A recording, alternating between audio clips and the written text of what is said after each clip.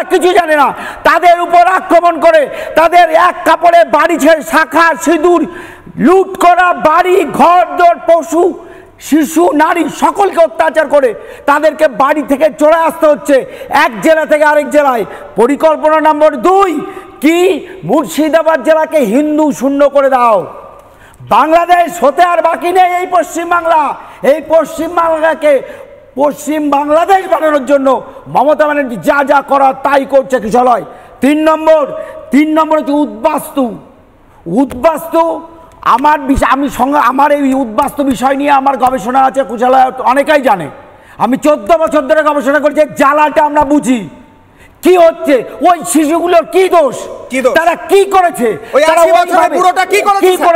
আজকে গোবিন্দচন্দ্র দাস এবং চন্দন দাস আমাদের মিছিল থেকে আজকে ভারতীয় জনতা পার্টি ঘোষণা করেছে 26-এ ভারতীয় জনতা পার্টি সরকার হলে এদেরকে, এই দুজনকে, গোবিন্দচন্দ্র দাস এবং চন্দন দাসকে আমরা হিন্দু শহীদের মর্যাদা দিয়ে তাদেরকে বীরের সম্মান দেব।